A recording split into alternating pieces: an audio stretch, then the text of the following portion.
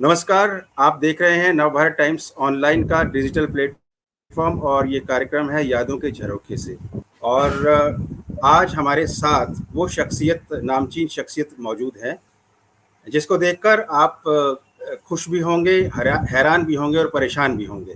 परेशान क्यों होंगे ये मैं आपको बाद में बताऊंगा, क्योंकि ये चश्मे को उल्टा कर देते हैं, इसलिए आप परेशान होंगे। आप ठीक समझ रहे हैं।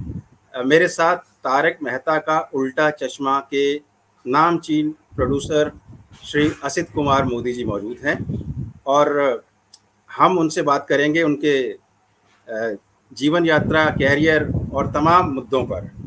असित जी, आपका स्वागत है नवभारत टाइम्स के डिजिटल प्लेटफॉर्म में। असित जी, मैं सबसे नमस्कार। पहले आपसे ये जानना चाहूँगा। नमस्कार। मैं आपसे ये कहना चाहूँगा कि हम इसको इंटरव्यू नहीं मानेंगे, हम बातचीत की शैली में बात करेंगे। और सबसे पहले मैं आपसे ये कहना चाहूँगा कि आपने अपने कैरियर की शुरुआत कितने साल पहले की थी?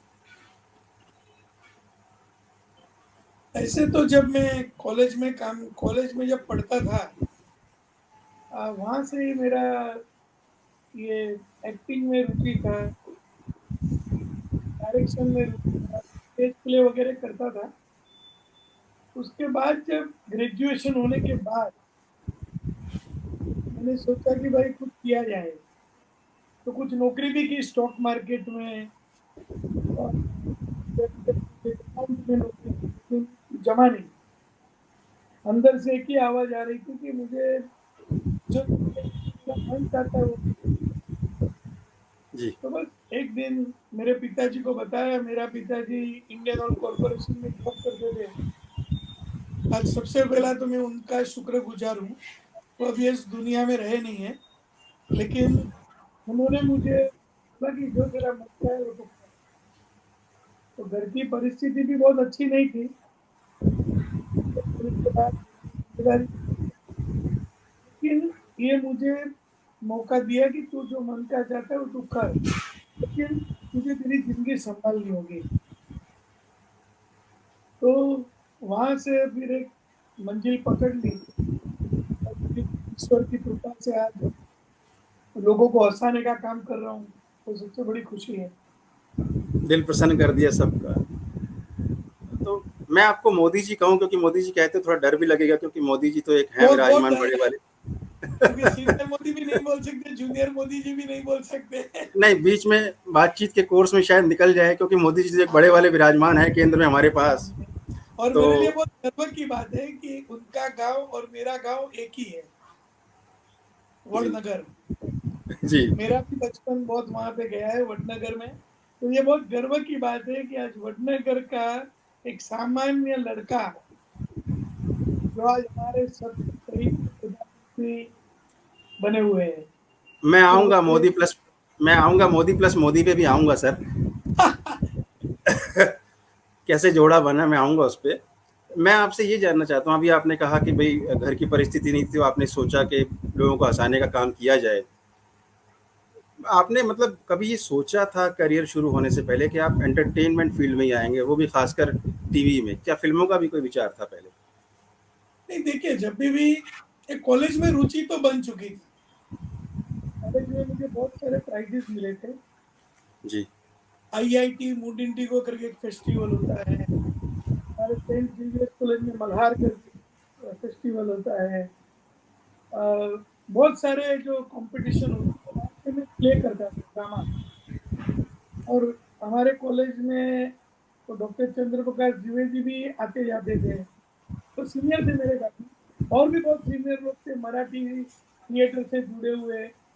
तो एक माहौल ऐसा था कि एक उधर की रुचि बन गई। और तभी ये था कि गुजराती थिएटर में कुछ करूंगा, गुजराती नाटकों में। क्योंकि ऐसा नहीं था कि फिल्मों के प्रति बहुत ग्लैमर से मैं जुड़ा हुआ था। मुझे पहले क्रिएटिव, जो कहते हैं ना, अपने को सर्जनात्मक चीजें करने की बहुत खुशी थी। ये नहीं था कि मैं, मेरे को चमक दमक मिले, बहुत पैसा मिले, लोग मेरे आगे पीछे घूमे, वो विचार बिल्कुल भी नहीं था। एक विचार था कि कोई अच्छा चीज बनाऊं, कुछ अच्छा किरदार निभाऊं। ये नहीं कि फेमस करने के लिए मैं कुछ कर रहा हूँ।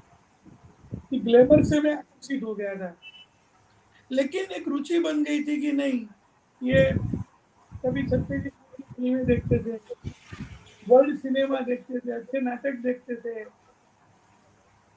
वैसा था कि एनएसडी ज्वाइन करूंगा, फिल्म इंस्टीट्यूट ज्वाइन करूंगा, लेकिन घर की परिस्थिति और समय के अनुसार वो मैं कर नहीं पाया। तो रुचि तो बनी हुई थी कि कुछ करूंगा। तो कॉलेज के बाद जैसे पहले मैंने कहा कि मैंने स्टॉक मार्केट में कुछ समय तक जॉब किया, लेकिन वो समझ में नहीं आया।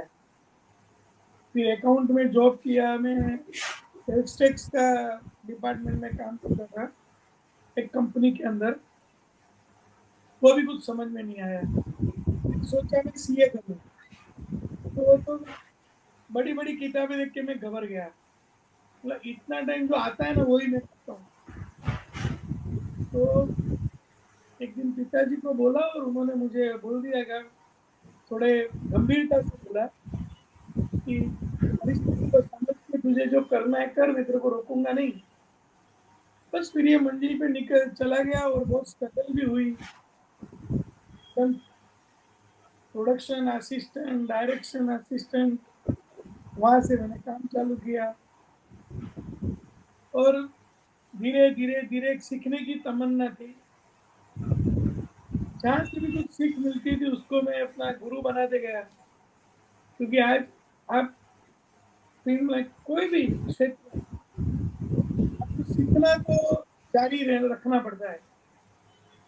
ये मैं कहूंगा कि आज भी मैं सीखता हूँ, मैं ये नहीं कहता हूँ कि मुझे नहीं आता है, मैं रोज सीख रहा हूँ। तो एक स्वभाव का मैं अच्छा तो मानूंगा कि जो एक संस्कार में मिला था, तो धीरे धीरे धीरे करके इधर से इधर, इधर से इधर, इधर से इधर, और चलते चलते जहाँ भगवान ने भेज दिया था यहाँ पे हूँ। नहीं, मैं भगवान से पूछूँगा, अभी तो मैं आपसे पूछता हूँ कि आपने बड़ी विनम्रता से कहा कि भई ये चाहत नहीं थी कि ग्लैमर हो, लोग आगे-पीछे घूमें। लेकिन हमारे शास्त्रों में कहा गया है कि पद, धन, बल और यौवन पाके मतवाला कौन नहीं होता। आज तो ये ग्लैमर और भागा-भागी आपके पीछे होती है, धन भी है, पद भी है, लोग भी भागते हैं। तो कैसा आप फ़ील करते हैं थोड़ा-सा, मतलब ईगो या कुछ ऐसा, या अभी भी? वैसे हालाँकि नहीं मैंने देखा बड़े विनम्र हैं। नहीं नहीं, ऐसा सही रियल लाइफ में भी हूँ। आप कभी भी अगर बॉम्बे में आते कभी भी मिल सकते हो, और वो ऐसा नहीं है, मैं एक सामान्य इंसान हूँ। हो सकता है कभी मेरे में ईगो आ भी जाता होगा। पावर किसको अच्छा नहीं लगता है, सबको अच्छा लगता है। लेकिन मैं हमेशा कोशिश करता हूँ कि जो हास्य है, कॉमेडी है, आपको जरा भी कुछ ईगो आ गया तो कॉमेडी नहीं होता है। और मैं, हमारा तारक मेहता का उल्टा चश्मा में एक निर्दोषता है, तो निर्दोषता जब तक बनी रहेगी तब तक हमारे दर्शक ये शो देखेंगे। तो ये निर्दोषता हमारे स्वभाव में भी रहनी पड़ेगी, क्योंकि आप आज लोग मुझे भी चाहते हैं, हमारे शो को चाहते हैं, क्योंकि उनको हंसी मिलती है। तो होता है, उससे लड़ना पड़ता है। ये आपने बहुत सही बोला, यौवन, धन, पद। आज मुझे लोग बोलते थे आप टीवी के वन ऑफ द सबसे बड़े प्रोड्यूसर हो, सब अच्छा लगता है, लेकिन वो कोशिश करता हूँ कि ये सब मैं भूल जाऊं और मेरा काम करूं, क्योंकि अच्छा जी, मैं मैं मेरे काम से बड़ा हुआ हूँ। जी, जिस जी। दिन मेरा काम छूट जाएगा और ये सब चीजों में अगर ज्यादा रुचि हो जाएगी, तो फिर मैं फिनिश हो जाऊंगा। ये बड़ी आज इंस्पायरिंग बात आपने कही कि काम से आप बड़े हुए हैं। मैं तारक मेहता और आपकी क्रिएटिव जर्नी पर आता हूँ, उससे पहले 2 सवाल मैं आपसे जानना चाहूँगा। अभी आपने कॉलेज की बात की, उसका सवाल, लेकिन परिवार में पहले कौन-कौन थे और आज कौन-कौन है? जब आप माता-पिता के साथ थे, और आज कौन-कौन? परिवार में मेरी मातृश्री है, मैं एक जॉइंट फैमिली में पला बड़ा हुआ हूँ और सिंगल फैमिली में भी रहा हूँ। तो बहुत, लेकिन आज भी वो परिवार से बहुत, मेरा सबके साथ बहुत प्यार है। मेरी मौसी मेरी 7 मौसी है, मामा है, तो हमारा एरिया बहुत भरा हुआ है और आज भी देखिए बहुत प्यार करते हैं।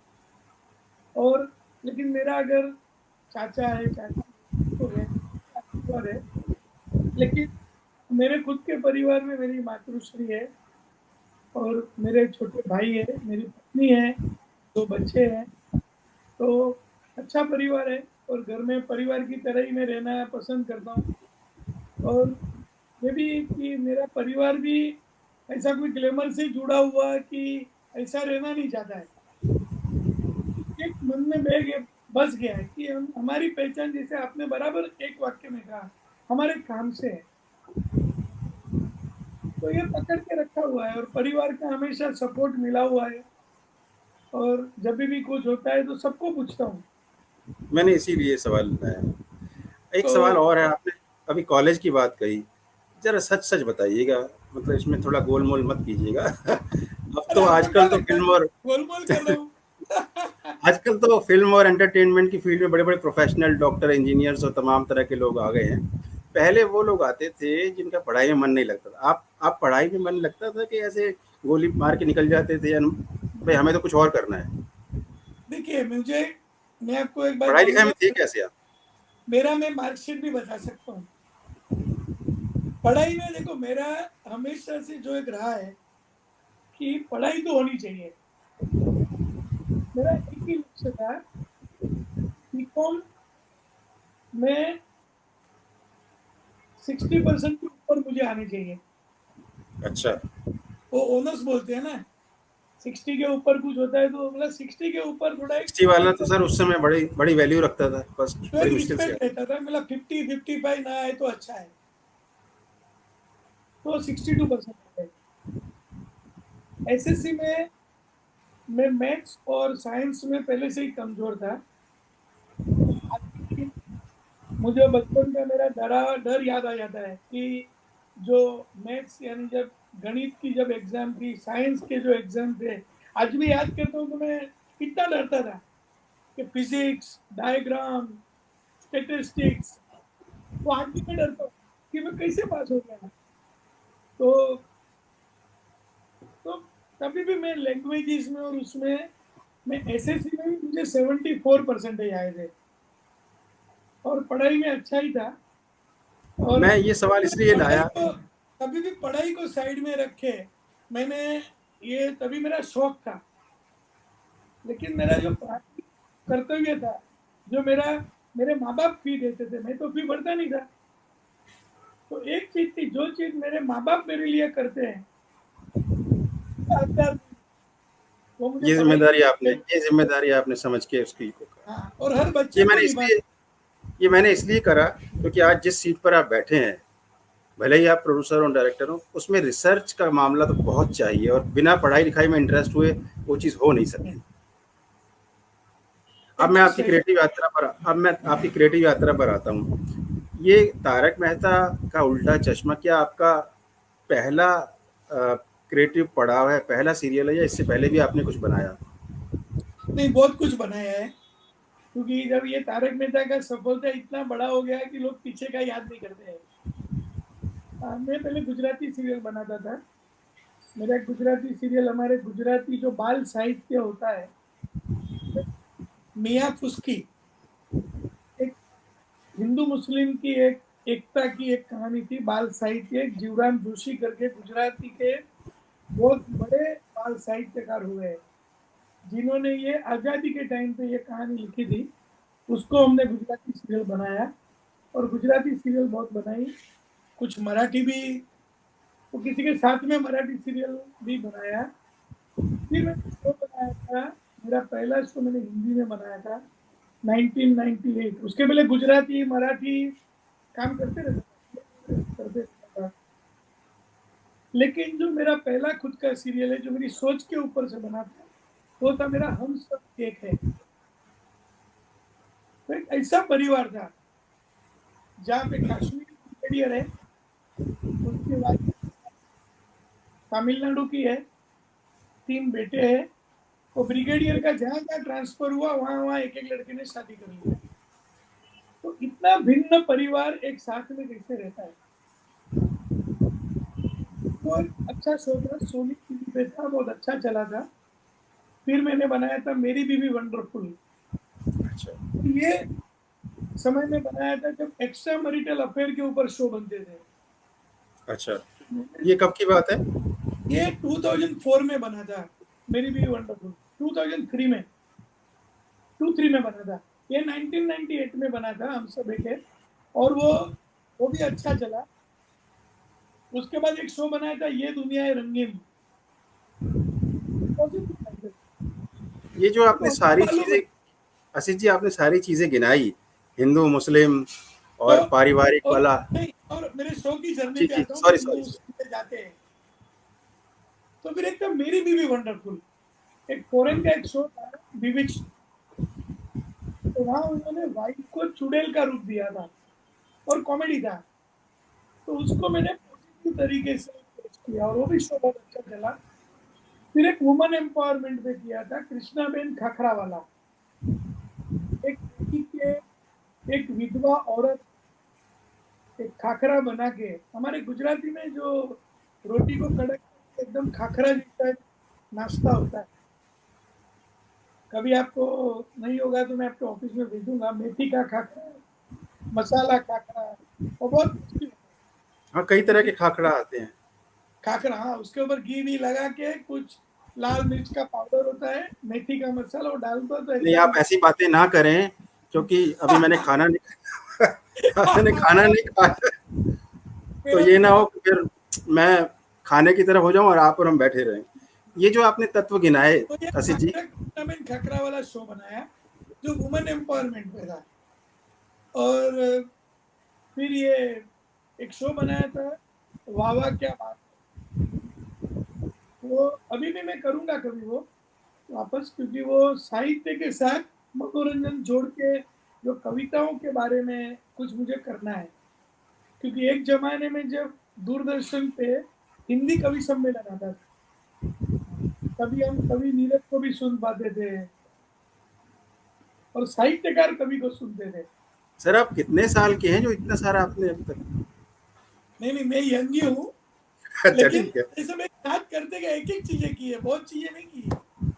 नहीं, 25-50 शो नहीं। अभी आपने जो अपनी क्रिएटिविटी गिनाते हुए कई सारे तत्व गिनाए, जैसे हिंदू मुस्लिम वाला गिनाया, पारिवारिक वाला गिनाया, फिर आपने एक और चीज़ गिनाई, एक्स्ट्रा मैरिटल। मुझे ये सारे तत्व आपके तारक मेहता के सीरियल में जेठालाल जी, बबीता जी के साथ एक्स्ट्रा वो जो हैं, पारिवारिक है, और सबरंगी जो एक कम्युनिटी आपने वहाँ गोकुल धाम सोसाइटी में रखी है, तो ये सारे तत्व आ गए। अब मैं आपके उस पर आता हूँ। ये तारक मेहता का उल्टा चश्मा सीरियल बनाना क्यों चुना आपने सर? क्या वजह थी? खासकर ये गुजराती था, और आप इसको हिंदी में लाए। गुजराती जो लेखक थे, उनका इनकी जो लेख थे या कहानियाँ थी, उसके आधार पर तो आप इसको हिंदी में लाए। आपको उम्मीद थी कि ये सफल हो जाएगा हिंदी में? देखिए, एक दौर चला था इंडियन टेलीविजन पे सास बहू का। 2010 में सीरियल के रूप बदल गए। पहले वीकली सीरियल आती थी, बुनियाद, तमस, हम सब एक है, सीआईडी, ये सब वीकली बना करते थे। 2001 में डेली सीरियल बनने चालू हो गए, रोज सीरियल आए, 4 प्लस ने चालू किया। और धीरे धीरे ऐसा हो गया कि लोगों को टेलीविजन की रुचि बढ़ी, सास बहू वाला ड्रामा। और अगर देखा जाए तो हमारी जो हिंदुस्तान की जो प्रजा है, खाना भी खाता है, कथा ही ज्यादा पसंद है। कि घर घर की छोटी छोटी बातें, एक आदर्शवाद, एक पत्नी हीरोइन बन के उभरती है, अपने पति को संभालती है, हीरो को, ऐसी कहानी ज्यादातर हमको हम देखते हैं। तो ये शो का दौर चला, और मेरा जो सोच था थोड़ा कॉमेडी पे ज्यादा होता, कॉमेडी या तो थोड़ा फुल ऑफ लाइफ, पॉजिटिव, कुछ अलग टाइप का सोच हो। तो मैंने भी सोचा एक समय आएगा जो डेली कॉमेडी होगा। तो डेली कॉमेडी करना बहुत कठिन है, आपको एक बेस चाहिए। बचपन में जब मैं कॉलेज में था, स्कूल में था, तो ये जो तारक मेहता, जो हमारे गुजराती के सुप्रसिद्ध लेखक थे, उनकी कॉलम में पढ़ता था, दुनिया ने उंधा चश्मा। ये जो कॉलम, वो कहानी के रूप में नहीं आता था, जैसे शरीफ खुशी का प्रतिदिन आता था। ये बात तो इसमें पता नहीं किसमें आता था। तो उसी टाइप का, लेकिन उसमें कैरेक्टर बेस्ड घटनाएं थी कि ये वीक में पॉलिटिकल क्या हुआ, स्पोर्ट्स रिलेटेड क्या हुआ, थोड़ा जर्नलिज्म और कैरेक्टर और घटना, लेकिन स्टोरी का रूप नहीं होता था कि कोई कॉन्फ्लिक्ट है कैरेक्टर के बीच में, एंड में क्लाइमेक्स की कोई कहानी आ गई, कोई एंड आया। कुछ कुछ कहानी में था, कुछ कुछ में नहीं था। तो उस तरह से होता, तो उसको देख के मैंने सोचा कि इसका हिंदी शो हो सकता है। तो मैंने ये कहानी को देखा और गुजराती कैरेक्टर को मुझे हिंदी तक पहुंचाना था। तो ये कहूंगा कि मैं उससे इंस्पायर हुआ था, फिर उसका बहुत कुछ मैंने बदल दिया, लेकिन जो उसकी आत्मा थी, जो उसका इनोसेंस था, जो वो कैरेक्टर की स्टाइल थी, वो मैंने पकड़ के रखी। ये रियल क्रिएटिविटी दिखाई आपने।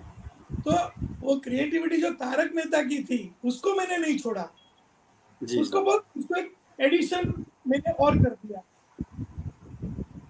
कि और उसके अंदर और रूप भर दिए, क्योंकि मैंने लेकिन सोचा मतलब गुजराती में आपको उस समय ये थोड़ा सा, अंदाज तो नहीं रहा, आपको अंदाज नहीं रहा हो कि इतना सफल हो जाएगा हिंदी में आकर। देखो इतना विश्वास था कि मैं कुछ भी हो जाए मेहनत करूंगा, कुछ भी हो जाए मेहनत करूंगा, शो अच्छा बनाऊंगा, मैं इसको छोड़ूंगा नहीं। क्योंकि वो ये दौर में चालू हुआ था जब मेरे पास कोई काम नहीं था और मुझे कुछ काम करके दिखाने का था कि मैं क्या हूँ, कौन हूँ, मुझे क्या लोगों को दिखाना है, आशीष जी, मेरी आपने सोच अभी क्या है। अभी अभी आपने कहा कि डेली वाला, मैं डेली की दो बातें कहता हूँ। एक तो मैं खुद डेली आपका डेली का क्लाइंट हूँ, डेली का कस्टमर हूँ। थैंक ये यू। जो सीरियल जो है, मैं खाना खाने के वक्त लगा लेता हूँ, नहीं तो फिर आपका ना आ रहा हो तो फिर मैं नाम नहीं लूंगा, दूसरे वाला लगा लेता हूँ, है ना। इसमें वो महिला मुख्य पात्र है। लेकिन इसमें मैं ये भी बता दूं कि मैं पिछले दिनों एक बहुत बड़े हाँ जी। उद्योगपति के गुरुजी का इंटरव्यू कर रहा था, संत हैं देश के। हाँ। उन्होंने मुझे कहा कि यार, हम जब ये टीवी पर थोड़ा न्यूज़ कई बार ऐसी नेगेटिव आती है, देखकर कलुषित हो जाते हैं रात को, तो आप दो सीरियल का नाम गिनाए, वो देखकर थोड़ा सा मन बदल के सोते हैं रात को। हम्म, तो ये भी एक सफलता का एक प्रमाण है। हम्म, और अगर हम रोल बैक करें आशीष जी, तो कितने साल हो गए शुरू हुए, कितने साल गुजर गए और कितने एपिसोड आप कंप्लीट कर चुके हैं इसके आज देखिए की डेट अभी तक? आपने जो बात की ना कि 2 शो देखते हैं, आज मुझे बहुत बड़ा गर्व है ये कहते हुए कि पंडित शिव कुमार जैसे, पंडित शिव कुमार शर्मा जैसे सिद्धि हस्त म्यूजिशियन, जो हमारे भारत के गौरव, इंटरनेशनली एक्लेम, अभी ये शो देखते हैं। एक बार हम एयरपोर्ट पे मिल गए तो उन्होंने कहा कि भाई मैं टीवी पे और कुछ नहीं देखता हूँ, आपका शो देखता हूँ। तो वो इतना मुझे बहुत बड़ा अवार्ड मिला कि इतने उच्च कोटि के कलाकार और मेरी कहानी करते थे, मुझे अपने आप को गर्व समझा। तो ऐसे बहुत लोग हैं तो मुझे प्रेरणा भी मिलती है, और ये भी जी। होता है कि नहीं, रोज के रोज एपिसोड में मैं अच्छा काम करते रहूंगा। तो कितने एपिसोड आज तक, आज की डेट तक कंप्लीट हो चुके हैं आपके? बस अभी 3500 एपिसोड अभी खत्म हुए। 3500। हाँ। अच्छा। एक चीज़ मैं जानना चाहूँगा, जो हमारे दर्शक और श्रोता और रीडर्स जानना चाहेंगे, ये डेली का एपिसोड आता है, तो ये तय कौन करता है कि कल की विषय वस्तु, कल के सीरियल की कब रहे, क्या रहेगी, और ये आज आने वाला एपिसोड कितने दिन पहले बनकर कंप्लीट हो जाता है? अभी आपके साथ में एक भाई साहब थे जिनका नाम लिखा था एडिटर। हाँ जी। अभी जो आपके साथ एक थे नव भारत टाइम्स, हम्म। समाचार बहुत आते हैं, कौन से समाचार फ्रंट लाइन पे देने, क्या समाचार का क्या शीर्षक देना है। तो आप ये समझिए कि ये स्टोरी हमारे लेखक लिखते हैं, तो पूरी लेखकों की टीम, लेकिन मैं हमेशा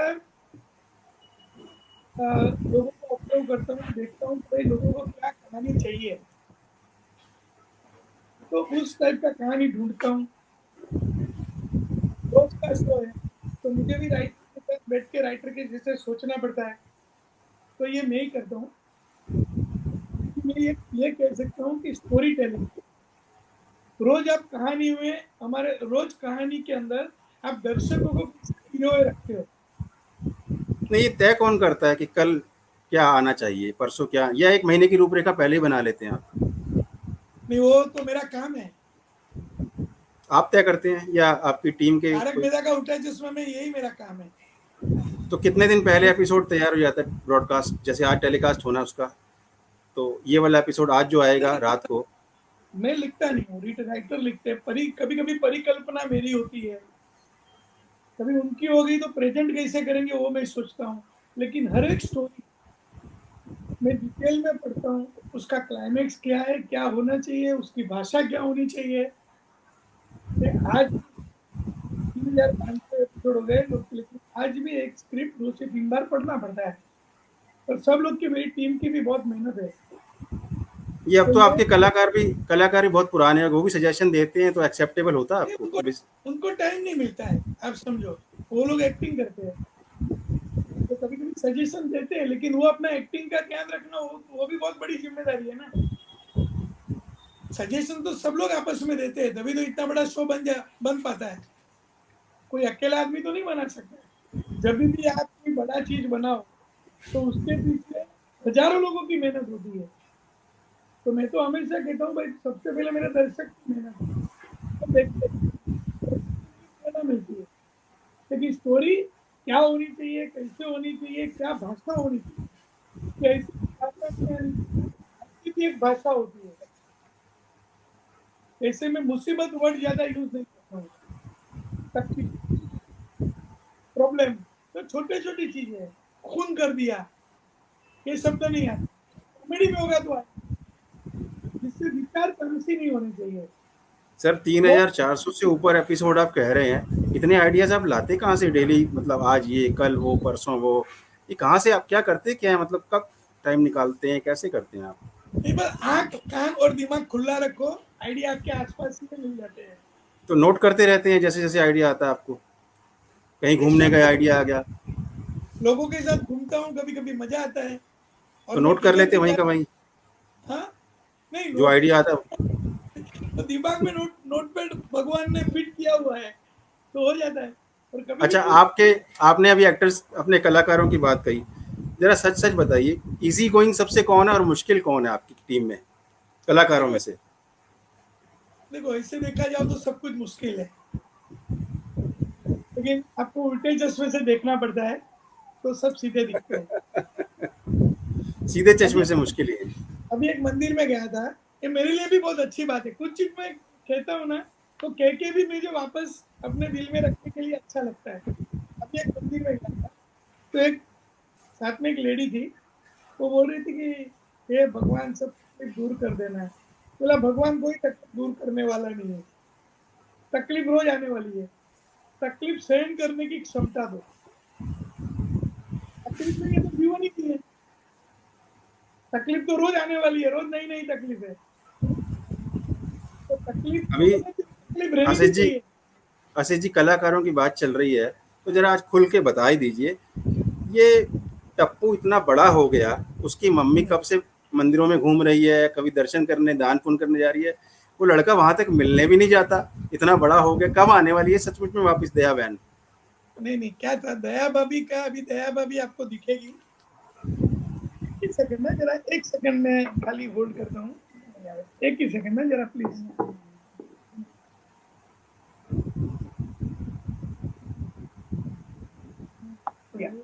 हाँ सॉरी।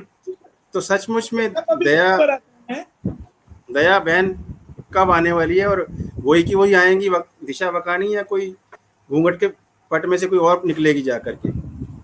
देखिए, मैं आशा करता हूँ और चाहता हूँ कि जो पुरानी जो दया बहन है, जो दिशा वाकानी, वो खुद ही आए। और उसको मैंने, वो मेरी बहन जैसी है, तो ऐसा कोई उनके साथ जो मीडिया में बातें होती है, ऐसा कोई मन मुटाव नहीं है। वो उनकी शादी हो गई, उनको भी हाल ही में एक दूसरा बेटा हुआ है, बेटी थी, अब दूसरा बेटा हुआ है। तो उनको लगता है कि वो परिवार के साथ समय बिताए, तो इसीलिए, और बच्चे भी छोटे हैं, तो वही रीजन है कि वो नहीं आ पाती है। वो वो जबरदस्त कलाकार है, तो उन्होंने वो किरदार निभाए। आज भी वो 3-4 साल से भी शो में नहीं है, तो भी हमारे दर्शक भूल नहीं पाते हैं। तो उनकी वो मेहनत है, लेकिन उनकी कुछ निजी समस्या होगी, क्योंकि वो परिवार के साथ जुड़ा रहना चाहते हैं। उनको लगता है कि अभी उनको काम नहीं करना है, तो उसके लिए मैं कुछ नहीं कर सकता हूँ। मेरी कोशिशें बहुत रही, इसके लिए हमने कुछ समय वेट भी किया, फिर कोरोना आ गया। तो मैं भी चाहता हूँ, हमारे दर्शकों की बात सही है, हमारे दर्शक भी है कि अभी भाई आप बहुत गलत कर रहे हो, दया भाभी आने के लिए है। तो अभी मेरा वादा है कि अगर मैं चाहता हूँ कि वही उत्साह वाकानी आ जाए, अगर वो नहीं आए तो दूसरे दया भाभी जरूर आएंगे, क्योंकि शो तो चलते रहना पड़ेगा। और मैं दर्शकों को भी कहूंगा कि आप प्यार करना, कलाकार कभी बदलेंगे, किरदार नहीं बदलेगा। आशीष जी, मैं एक बात इस सवाल के 2 सेक्शन बनाता हूँ। देखिए, आपने कहा परिवार, बेटा हुआ उनका, परिवार के साथ समय बिताना चाहते हैं, आप भी चाहते हैं, शायद वो भी चाहती हों। लेकिन ठीक है, परिवार को भी समय पूरा देना चाहिए, परिवार का पोषण करके रेज़ करना चाहिए। लेकिन आप उनको बताइए कि एक उनका गोकुल धाम परिवार है, दूसरा दर्शक परिवार है, वो भी बड़ा मिस कर रहे हैं। हालाँकि आपके बाकी जो कलाकार हैं, उन्होंने पूरे सीरियल को पूरे दम से सँभाल रखा है, ऐसी बात नहीं है। पर थोड़ा मिर्च मसाला, टेस्ट हल्का सा गायब हो ही जाता है, जो मेन कलाकार हैं। नहीं, कभी कभी ऐसा दौर आता है, जब 14 साल से एक शो अगर चल रहा है, तो मैं समझता हूँ, फिर भी आज दर्शक देख रहे हैं, तो ये जो कमी है वो भी मुझे मालूम है। वो उसके ऊपर मेरा बहुत ध्यान है, और मैं तुरंत ही वो कमी दूर कर दूंगा। अभी किसी का वो पर्सनली अगर कोई नहीं करना चाहता है, तो ये तो कला का माध्यम है, मैं जबरदस्ती नहीं कर सकता। जी, जी। लेकिन जैसे अभी नटू काका थे, नटू काका इस दुनिया में ही नहीं रहे, तो मैं क्या कर सकता हूँ? मुझे दूसरे जैसे जगह डॉक्टर जाना। हाथी भी, डॉक्टर हाथी के पात्र जो थे वो चले गए, वो बहुत अच्छे कलाकार थे, पहले वाले। अच्छे कलाकार थे, आप मानेंगे नहीं। वो जब ज्वाइन हुए थे, जब एक्टिंग चालू की उन्होंने, उसके कुछ ही महीनों के बाद उनको जबरदस्त स्वास्थ्य की तकलीफ हो, क्योंकि वो बहुत मोटे थे। वो 25 दिन तक वेंटिलेटर पे रहे। हालाँकि भगवान उनकी आत्मा को शांति दे, जो नए हाथी नहीं, डॉक्टर उसके हाथी आए बाद हैं, फिर वो भी उन्होंने बड़े अच्छे हैं। उसके बाद नहीं नहीं 25 दिन वेंटिलेटर पे रहने के बाद वो शो में वापस आए, अच्छा, और 3 साल तक काम किया। वाह! वो ये क्या तो 2 शक्ति। लोग ये तो 2 लोग चले गए। बाकी अंजलि मेहता और सरदारी सोढी जी, वो क्यों चले गए? वो भी अच्छा कर रहे थे। कुछ बता देखिए, पाएँगे आप? कोविड का समय था, हमने कभी किसी को निकाला नहीं है, क्योंकि शो सबकी मेहनत से बना हुआ है। और मैं जो आज नहीं भी है शो के ऊपर, उनका सबका भी ऋणी हूँ कि उन्होंने शो को कुछ दिया ही है। ये जब तक मेरे साथी नहीं है, अभी वो नहीं है तो मैं क्या करूँ? अभी अंजलि मेहता को उन्होंने गलत आरोप लगा दिया, 6 महीने से पैसे नहीं दिए हैं। कोई आओ ऑफिस में, ऑडिट करो। क्या स्वभाव ऐसा है कि तारक मेहता ने ये शो ने आपको सब कुछ दिया है, होता है कई बार ऐसा। वो लोगों ने छोड़ दिया। सो वो हमारे सोनी भाई थे, वो भी दिल के बहुत अच्छे इंसान हैं। कोविड के समय में उनको क्या हो गया, उन्होंने लगा नहीं, मुझे लोगों की सेवा करने के लिए पंजाब चलना, मुझे मुंबई रहना ही नहीं है। अभी आप क्या कर सकते हो? चलिए, जाने दीजिए। तो आशीष ये जी, मैं होता है, थोड़ी देर के सुनो थोड़ी सुनो हाँ, सुनो, होता है। थोड़ी देर के लिए मैं आप आपको ये बोलता हूँ, मेरे को इमोशनली बहुत बड़ा दुख होता है, जी, जी। जैसे हमारे दर्शक को दुख होता है ना। मेरा दुख का कोई बात मैं किसको बताऊँ? नेचुरल। मैं घर से ज्यादा ये ऑफिस में रहता हूँ, कहानियों के बारे में सोचता हूँ। तो अभी आपने कहा कि परिवार है, तो मेरा भी परिवार है। एक चाय देने वाला आदमी भी अगर चला जाता है ना, तो मुझे दुख होता है, बिल्कुल। क्योंकि आज 14 साल की जर्नी में सब लोग साथ में हैं। कुछ लोग के विचार बदल जाते हैं, कुछ लोग का क्या होता है। आप ठीक है। इससे पहले कि मैं आशीष जी से मोदी जी कहना शुरू करूं थोड़ी देर के लिए, एक लास्ट सवाल इस बारे में। ये हमारी बिरादरी का एक आदमी आपके सीरियल में है, पत्रकार। आप उसकी शादी-वादी कराते नहीं हैं। वो मतलब सचमुच का मोदी जी हो जाएगा, सफ़ेद दाढ़ी वाला, तब कराएँगे उसकी शादी? नहीं नहीं, शादी जल्दी कराएंगे। वो जो पत्रकार पोपटलाल है, वो हमारे लूजर नहीं है कि उनको कोई लड़की पसंद नहीं करती है। जो ये बड़े हमने आदर्शवादी हैं साहब। हमने उनको गरिमा दी है, पत्रकार का एक अच्छा रूप दिया है उनको। आप कभी भी देखेंगे तो उनको अच्छा पत्रकारित्व के जो उसका जॉब है, उसके ऊपर कभी कॉमेडी नहीं की है। नहीं, एक चीज़ मैं आपसे कहूँगा आशीष जी, थोड़ा-सा आप पत्रकारों के जीवन का अध्ययन कीजिए, थोड़ा ऐसा ना कीजिए पत्रकारों को थोड़ा-सा ना ज़्यादा ही पिन प्रिकिंग हो जाती है उस बेचारे की, सब मिल के नहीं, उसको पत्रकार ऐसे तो नहीं होते ना। नहीं, नहीं, ऐसे नहीं हो। कुछ एक पत्रकार है जो रिपोर्टिंग में बहुत हर ही वक़्त बड़ी उनके शादी मोबाइल की करके चार्जिंग वो खत्म होता है, बैलेंस उनका बेचारे का। अभी जब भी पोपटलाल मुझे को देख के शर्म आ जाती है साहब। नहीं, नहीं, तो हम उसको भी खर्चा कराएंगे बस। पत्रकार का और दिल नींबू बहुत पानी बड़ा पीने जाते हैं तब उनका आप दिखाते हैं पैसा नहीं जेब में, थोड़ा-सा हमारा ध्यान रखिए प्लीज़। अब नहीं, मैं थोड़ा नहीं, आशीष जी को मोदी जी कहता हूँ। आपके सीरियल हाँ, तारक मेहता के जो उल्टा चश्मा है, मैंने देखा मोदी जी ने आपने दिखाया अभी उसमें सीरियल में एक सार्वजनिक सभा में उन्होंने कहा कि भाई तारक मेहता का उल्टा चश्मा के लोगों से मैं आग्रह करता हूँ कि वे स्वच्छता अभियान से जुड़े। ये क्या कहानी थी? आप कैसे मिले मोदी जी? क्या क्या पहले से जानते हैं आप गुजरात से या क्या चक्कर था? नहीं, जैसे मैंने कहा ना कि वो मेरे गांव के हैं। अच्छा, हमारा गांव एक है वडनगर। तो पहले मुलाकात थी आपकी? पहले जब गुजरात के सीएम थे तो मैं मिला था। बहुत मिला हुआ हूँ। वो मुझे अच्छे से जानते हैं। आजकल होती है मुलाकातें? नहीं, यानी मुलाकात का कुछ रीजन होना चाहिए ना। अभी भी मिलता हूँ, वो कंधे पे हाथ रखते हैं, कभी कहते हैं कि कैसे हो भैला, और बहुत प्यार से बात करते हैं। बाकी तो मेरा कोई ऐसा कुछ है नहीं कि मैं कुछ ऐसे ही मुलाकात के लिए चले जाऊं। बाकी जब भी कहीं पे भी कोई फंक्शन पे मिल जाते हैं नहीं, मैं समझता हूँ। तो इतना आपने प्यार प्यार। से आपने प्यार से कहा आपने प्यार से कहा, उससे पहले मैं आपसे ये पूछूँगा जो स्वच्छता अभियान आपने सीरियल के माध्यम से शुरू किया था, वो अभी रोक दिया है क्योंकि बड़ा इंस्पायरिंग था लोगों को, या अभी चल रहा है? नहीं, रोका नहीं था। ये कोविड के समय में थोड़ा सा रोकना पड़ा। अभी वापस चालू करेंगे। और हम लोग स्वतंत्र सेना, अरे स्वच्छता सेनानी का अवार्ड देते हैं। और आपने इसकी तारीफ की है तो ये जगह वापस चालू कर दूंगा। और इवन आज आज ही मेरी टीम को बोल दूंगा कि इसके ऊपर हम काम चालू करें। अभी शो में नहीं दिखाते हैं लेकिन इनडायरेक्टली आज भी मैं इसी एनजीओ के साथ जुड़ा हुआ हूँ जहाँ स्कूल के अंदर कुछ टॉयलेट बनाना काम हो, जो बच्चों के लिए कुछ काम है, तो मैं उसके अंदर जुड़ता हूँ और देखता हूँ कि उसके लिए क्या कर सकता हूँ। क्योंकि अभी तो मोदी जी हमारे, वाला एपिसोड चल रहा है, अभी मोदी जी वाला एपिसोड चल रहा है। मोदी जी आप बॉम्बे में कर्मस्थली बनाई हुई है, अभी इन दिनों बारिश है, हर बार बाढ़ आती है। आप एक अभियान सिर्फ बम्बे के लिए चलाइए ना कि बाढ़ रहित बनवा दीजिए, लोगों का पार्टिसिपेशन उसमें करवाइए कि वो थैलियाँ ना फेंकें, क्लॉगिंग ना करें। ये जरूर पहले कीजिए, बेचारे घुटने घुटने पानी में चल रहे होते हैं, हम देखते हैं। मैं कहता हूँ उनका नहीं, सीरियल कैसे मुंबई शुरू में होगा? देखिए, जो टीवी न्यूज पे दिखाते हैं वो थोड़ा सा गलत है। देखो और कोई नहीं मुंबई का, करता तो आप ही कर दीजिए। नहीं, नहीं, ये आपकी, ये भी मुझे बात बहुत अच्छी लगी। और मैं आपको एक स्पेशल रिक्वेस्ट करूंगा, आप हमारा शो देखते भी है और आप अच्छे सीनियर पत्रकार है। कुछ भी अगर आपको ऐसा लगे कि इसके ऊपर सोशल अवेयरनेस हो सकती है तो ये कॉमेडी से कैसे करना और कैसे दिखाना, ये मेरा काम है। नहीं सर, तो आप आपका एक जरूर मेरा ध्यान दीजिए। आपके सीरियल का प्रभाव है। अगर एक भी शहर को आप साफ करा के फिर आगे बढ़ेंगे तो बहुत अच्छा एक ये नहीं, नहीं, एग्जाम्पल ये पूरे देश बहुत के लिए। बहुत ही इंस्पिरेशन है आपका। इंस्पायर किया है आपने मुझे।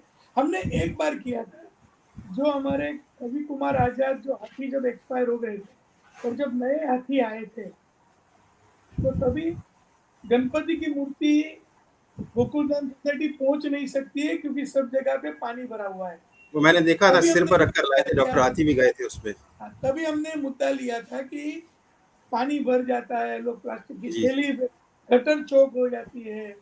देखो, सरकार अपना काम कर रही है, सरकार करे कि नहीं करे, मैं सर, वो सरकार आलोचना में सरकार देखिए, सरकार तो सरकार है। आप लोग तो, हम आम आदमी हैं, आप जोड़िए उनको, आप अपने लेवल पे पब्लिक के लेवल पे करवाइए। पब्लिक, क्योंकि बात ये है सर, सरकार करे ना करे, अगर पब्लिक खुद ध्यान देगी पानी इकट्ठा हो नहीं सकता सर। नहीं, नहीं, एकदम आपकी बात सही है। मुंबई की बात करूंगा तो मुंबई का जो रचना है, जो लोग मुंबई में रहते हैं उनको मालूम है कि जो जो नीचा भाग है, जो हमारा लालबाग, परेल, दादर, कुछ इलाके जहाँ पे पानी भरता है और समुंदर है, तो जब हाई टाइड लो टाइड जब हाई टाइड आती है तो वो वापस पानी बाहर फेंक देता है। मुंबई एक टापू है, मुंबई एक छोटा सा है, मुंबई एक्सपांड नहीं हो सकता है। मुंबई आने के लिए आपको नदी को या रिवर को क्रॉस करके या समुद्र को क्रॉस करके ही आना पड़ेगा। तो मुंबई की कुछ समस्या है लेकिन सॉल्व हो सकती है। लेकिन सबसे पहली बात, आपने जैसे कहा, आम नागरिक को एकदम सचेत रहना चाहिए, कचरा नहीं करना चाहिए, और जो नाले जो बटर है उसको क्लीन रखने चाहिए। क्योंकि हम सरकार लोग की जो बात भी माने ना माने, वो आपके जेठालाल की बात मान लेंगे। नहीं नहीं, मैं ये अवश्य करूंगा। और अभी तो चलो मुंबई में तो अभी तो मेरी थोड़ी आगे की कहानियां बनी चुकी है, लेकिन फिर भी मैं ये करूंगा, ये मेरा वादा है। धन्यवाद। अभी आपने मोदी जी को कहा कि बड़ा मीठा बोलते हैं, सच बताइएगा, उनके विरोधी तो जो कहें सो कहे, सच बताइए, जब आप उनसे, मैं तो अभी तक नहीं मिला, ओवर फ़ोन कभी बातें हुई होंगी, लेकिन वो सचमुच कैसा, मिलते कैसे हैं आम लोगों से? देखो, मैं मेरी बात बता सकता हूँ। हाँ, मैं आप ही को कह रहा हूँ। यानी मेरे को तो हमेशा प्यार से मिलते हैं। और अच्छा, जब बाकी को कोई, थोड़ा कड़वा सा नहीं अनुभव नहीं, होता होगा? वो पता नहीं है, सुनिए, वो पता नहीं है। देखो, मैं अभी तक उनके पास ऐसा कोई काम लेके गया नहीं हूँ। जी, जी, मेरा जी। कोई ऐसा कोई स्वार्थ नहीं, अभी तक तो नहीं गया हूँ। जब भी मिलता हूँ तो प्यार से मिलता हूँ, फंक्शन में मिलता हूँ। और वो जो भी दायित्व देते हैं, वो कोई देश के विचार का अगर कुछ होता है तो मेरी फर्ज बनती है करने के लिए। नहीं साहब, मैंने भी देखा, मिलते तो बड़ी विनम्रता से हैं सबको। अब हम मोदी जी से वापस आशीष जी पर आ जाते हैं। आशीष जी, आपने ये तारक मेहता बनाया, तो इसको दूसरी भाषाओं में भी डब किया आपने? कौन-कौन सी में किया, कब से कर रहे हैं और कितने कितनी भाषाओं में इसको किया हुआ है? अभी तेलुगु में हमने डब किया था, अयो रामा अयो मामा, ऐसा शो करके वो अय्यो चला रामा था। अय्यो मामा, हाँ, अय्यो अयो रामा रामा अय्यो मामा, अय्यो मामा। अयो, तारक रामा अयो रामा। वो थोड़ा अच्छा सर, तेलुगु वो में सही आता है, नाम तो आप तो ही अभी बताएँगे। तारक रामा अयो मामा। और अच्छा, दूसरा अच्छा, गोकुल अच्छा। धाम की दुनियादारी, ये मराठी में हमारा डबिंग करता है और आता है। तो दो भाषा पे डबिंग कर रहा हूँ। और आगे ये भी एक है कि जब हम लोग जो विदेशी शो जो भी होते हैं उसको इंडिया में एडप्ट कर दे। मेरा सबसे बड़ा विरोध, 130 करोड़ की जनता, इतना बड़ा साहित्य है हमारे पास, इतने सारे स्टेट, इतने सब लेखक हैं, फिर भी हम कहानी बाहर की ढूंढते हैं, फॉर्मेट बाहर के ढूंढते हैं। आज जितने भी फॉर्मेट अगर है, एबीसी है, शार्क टैंक है, इंडियन है, जितने भी वो सब विदेशी है। मैं किसका टीका नहीं, हम लोग हमारा नहीं बना पाते, क्यों हमारा कोई शो वहां एडप्ट नहीं होता है? तो मेरी ये कोशिश जारी है कि तारक मेहता का उल्टा चश्मा विदेश में बने। तो अभी आशीष उसके जी, ऊपर ये मेहनत एक चालू है। एक एक बच्चों के लिए भी शायद आपने कुछ किया है, शायद वो एनिमेशन फ़िल्म बनाई है, ये क्या सीरियल नहीं बनाया नहीं, है? तारक मेहता का छोटा चश्मा, छोटा वर्ज़न? छोटा चश्मा। अभी अच्छा। बच्चे लोग छोटे हैं ना, उनको क्या भी उल्टा सीधा सिखाऊं। हाँ, हाँ। तो उनके लिए उसकी छोटा उसकी चश्मा। ख़ासियत, उसकी क्या ख़ासियत है फिर? नहीं, क्या क्या था, कॉमेडी है कोविड वो के भी? टाइम, कॉमेडी कॉमेडी, और वो चल रही है। सोनी यही चैनल पे वो आता है। और वो अच्छे से चल रही है, क्योंकि जो छोटे बच्चे जो एनिमेशन देखते हैं वो तारक मेहता का उल्टा चश्मा भी देखते हैं, लेकिन कभी कभी वो कहानी समझ नहीं पाते। तो मैंने सोचा वो भी मेरे दर्शक है, तो उनके लिए मैं क्या बनाऊं। मैंने एनिमेशन शो बनाया, और मुझे कह के भी बहुत खुशी हो रही है कि तारक मेहता का उल्टा चश्मा जैसा मुझे नहीं लगता है कि और कोई हिंदुस्तान में कोई शो है जिसके डबिंग हो रहे हैं, जिसके एनिमेशन शो भी चल रहा है, एक बाजू आपको लाइव एक्शन भी देखने मिल रहा है। ये सब हम लोग विदेश में देखते हैं, ये भारत के अंदर ये शायद पहली बार हुआ है। तो मैं भी एक यूनिवर्स बनाना चाहता हूँ कि तारक मेहता के साथ हम लोग क्या करते हैं। मैं अल्टीमेटली उसके अंदर एक हैप्पीनेस देता हूँ। तो आज मुझे इस बात पर, मुझे इस ये बात किस नाम से है और कौन से प्लेटफ़ॉर्म पर चल रहा है? तारक मेहता का छोटा चश्मा, ये सोनी प्लेटफ़ॉर्म एक कौन-सा है? सोनी ये सोनी का एक एनिमेशन चैनल है। उसके ऊपर आता है। उसके रीरन अमेजोन पे भी चलते हैं, नेटफ्लिक्स पे भी चलते हैं। वो एक अलग कहानी आशीष का जी, माध्यम है। आशीष जी, अभी अभी आपने ये जो छोटा पर्दा है उससे काफी शोहरत कमाई, धन लाभ भी काफी किया और फैंस भी इकट्ठे किए। अब बड़े पर्दे की तरफ जाने का कुछ इरादा है या कुछ कर रहे हैं या क्या? आ, नहीं, पक्का विचार तो वही है कि अभी बड़े पर्दे पे जाऊंगा, क्योंकि टीवी पे जो करना था वो हो गया। ऐसा नहीं है कि टीवी के लिए कुछ करना नहीं है। और हमेशा एक चीज मैं आपको कहूंगा कि आपने इसको धंधा बोला। जी। देखो, ये मेरे लिए बिजनेस नहीं है। जब भी ये मैंने जब चालू किया था और मेरी कंपनी बनाई थी, तो पहली सोच ये थी कि इसको बनाऊंगा। पैसा बाय डिफॉल्ट आता है। जैसे कोई भी न्यूज़पेपर भी जब भी बना है, तो वो समाज के लिए पहले बना। फिर पैसा जो भी न्यूज़ पेपर कमाता है, वो मैं इसको अलग चीज बोलता मैं हूँ। बराबर आशीष है जी ना?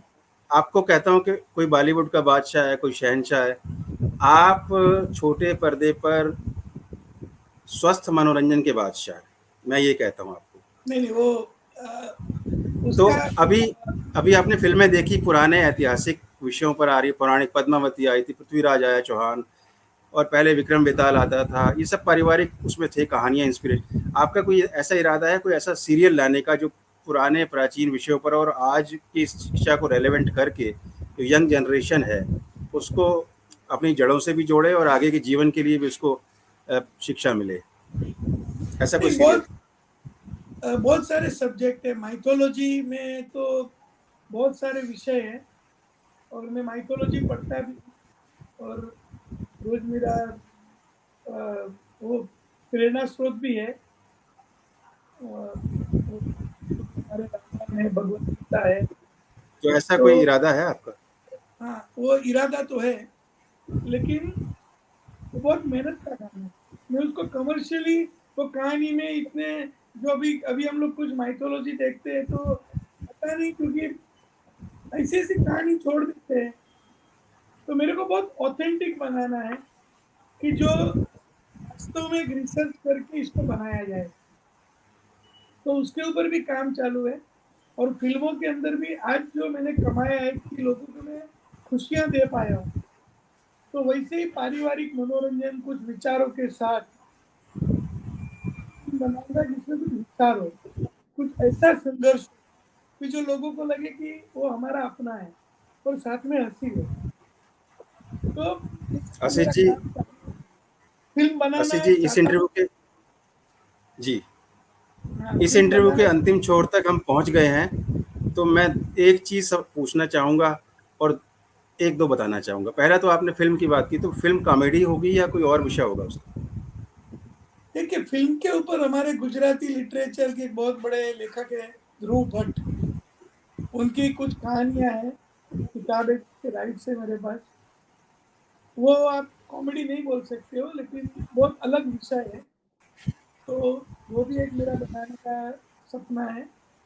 और फिल्मों के ऊपर अगर कुछ लोगों को जोड़ना है, तो हास्य बहुत जरूरी है। सिंपल। और चार्ली चैपलिन भी जग विख्यात हुए हास्य के कारण है। और कितनी बड़े बड़े फिलोसॉफी उसके थ्रू वो कह गए। अगर आप चार्ली चैपलिन का अगर कुछ भी देखोगे, तो एक बहुत बड़ा विचार साथ में जुड़ा हुआ है। इवन आप वॉल्ट डिज्नी का भी देखोगे, कि कोई भी बड़ी फिल्म अगर सर्जक का कुछ भी देखोगे, तो हास्य अभिनय जरूर होगा। अब लास्ट क्योंकि दो हास्य बातें। में अभी बड़ा बातचीत के जुड़ा हुआ सिलसिले में आपने बातचीत के सिलसिले में कहा था केबीसी का नाम लिया, तो आपके सीरियल में 2-3 एपिसोड ऐसे क्यों नहीं बनाते हैं कि गोकुल धाम का केबीसी हो जाए और चंपत लाल जी उसके जज बन जाएँ? 2-3 एपिसोड लाइए ना, कॉमिक कॉमिक आंसर और कॉमिक सवाल हो। है। आपने बहुत अच्छी बात कही। ये एक्चुअली एपिसोड हम पहले कर चुके थे, और अभी वापस करेंगे, क्योंकि सवाल जवाब जनरल 2-3 नॉलेज। सीरियल लाइए सर इस पर, हाँ, हंसी 2-3 मस्त एपिसोड हंसी। लाइए। हाँ, पक्का करूंगा। पर इतने बड़े किरदार है ना, तो 2-3 एपिसोड कभी होते नहीं है। हमारे दर्शक बोलते हैं कि आप बहुत कहानी खींचते हैं। उनको पता नहीं है, सारे किरदार को अगर मैं जोड़ूंगा तो कहानी का एक रूप भी होता है। तो एपिसोड बढ़ जाते हैं, क्योंकि 20 मिनट के एपिसोड में 3 मिनट कभी-कभी इतने बड़े कैरेक्टर के साथ वो ये हो जाता है।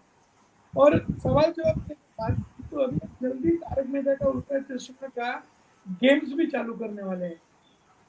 जो गेमिंग होता है ना, जो कंप्यूटर पे और मोबाइल पे जो हम लोग गेम खेलते हैं, उसके ऊपर भी तुरंत हम लोग आपको एक, मैं दर्शकों के लिए गेम्स लेके भी आ रहा हूँ, कुछ एजुकेशन रिलेटेड चीजें भी लेके आ रहा हूँ। तो ये बहुत सारी चीजें कर रहा हूँ। मेरा इस इंटरव्यू का आखिरी आखिरी सवाल है कि आपके गोकुल धाम में सारे बड़े बड़े फिल्म वाले धर्मेंद्र जी हों, अमिताभ जी हों, सलमान हों या और बड़े बड़े कलाकार आ चुके हैं और आपकी हसरत भी है कि फिल्म बनाएं, तो आप ही के कॉमिक भाषा में पूछूं, आप बड़े होकर क्या बनना चाहते हैं, छोटे पर्दे के फिल्मकार या बड़े पर्दे के फिल्मकार?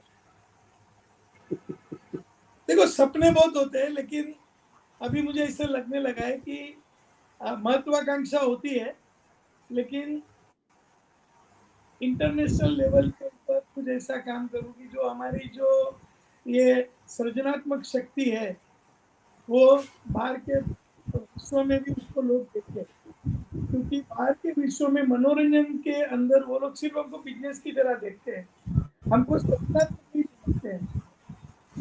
हम लोग इतनी बड़ी बड़ी अच्छी फिल्म बनाते हैं, लेकिन उनके लिए हम लोग उनको वही अच्छा लगता है।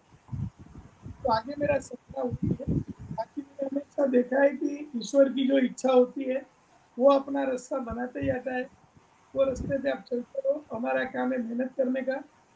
क्योंकि कोई चीज सोच के वहां पहुंच जाऊं, फिर वो मुझे छोटा लगेगा, क्योंकि ये तो जर्नी है। ये जर्नी में कभी भी मैं यहाँ पहुंच गया करके मैं रुकना नहीं चाहता हूँ। मैं और आगे बढ़ूंगा। आपका आशीष जी हमारे कार्यक्रम में शामिल होने के लिए बहुत बहुत धन्यवाद। और फ्रेंड्स, आज आप देख रहे थे दर्शकों के चहेते सीरियल तारक मेहता का उल्टा चश्मा के सर्वे सर्वा श्रीमान असित मोदी जी के साथ बातचीत। अगले कार्यक्रम में हम किसी और नामचीन हस्ती के साथ फिर मिलेंगे। नमस्कार।